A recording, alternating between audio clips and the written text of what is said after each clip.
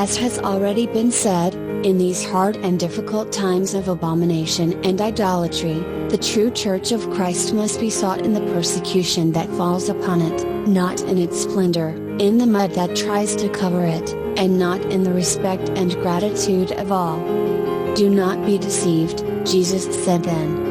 And why did he say these words, anticipating persecutions and betrayals, calamities and catastrophes, deceptions and false prophets?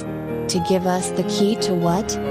Of the promise of the promises, the return of Jesus into the midst of men, which Jesus places at the end of this speech that you have heard.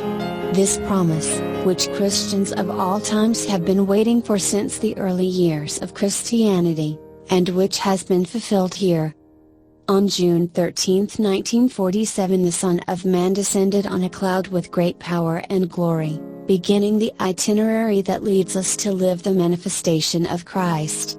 But why did Jesus want to link in the same discourse, the imminent collapse of the Temple of Jerusalem, the persecutions and betrayals that Christians would soon find themselves living with, an event, such as the return of the Son of God, that would take place thousands of years later? Why say these things must in fact happen first, which would have happened shortly afterwards, but specify but it will not be the end?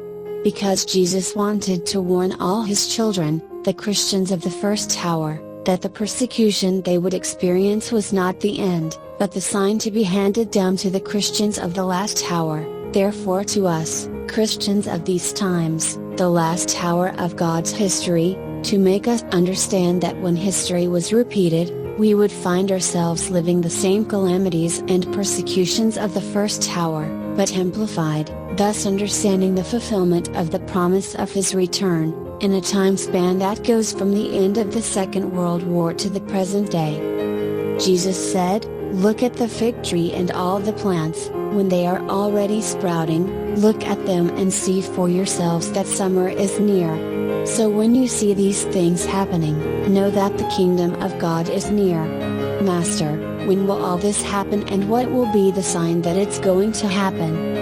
On October 13, 1973, in Japan, in Akita, in an officially recognized apparition, Our Lady appeared to Sister Sasakawa and, along with other things, said to her, "As I have told you, if men do not repent and improve themselves, the Father will inflict a terrible punishment on humanity as never before.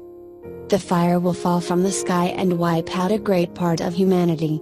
The good as well as the bad.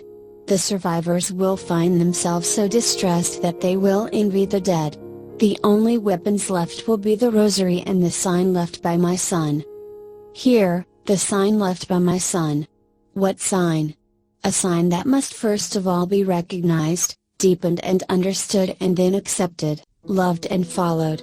We have recognized, understood, accepted and loved that sign. And here we are.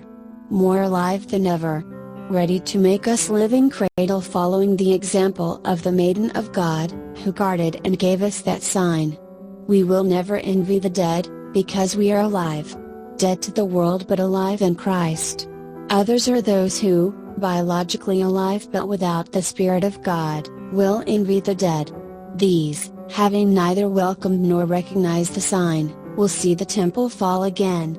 Stone upon stone will fall. And as it is written in the Gospel heard today, there will be earthquakes and there shall be no stone upon stone that shall not be destroyed. The true Church of Christ is not made of stones or precious frescoes but of children who fight and resist, for love of Christ, children who do not retreat and do not lose faith, who do not despair but trust totally in God, knowing that true Christians are not called to adapt but to distinguish themselves. These are the stones that form the Church of Christ, His mystical body, which will never collapse because the Lord, the Emmanuel, walks with them. This is what the world must recognize and admire, in order to take the way, recognize the truth and conquer life. God's help will not come less. God has given us the way to find His house, the abode of God among men, the New Jerusalem. And this in itself is already the greatest consolation. But the words of Jesus heard even more today arouse in us awareness and a lively desire to face everything and everyone, without fear, following the example of she who is our mother in the spirit and the example of our friend, brother and Pontiff Samuel. Be well mindful not to prepare your defense. I will give you language and wisdom, to which all your adversaries will not be able to resist, nor fight back.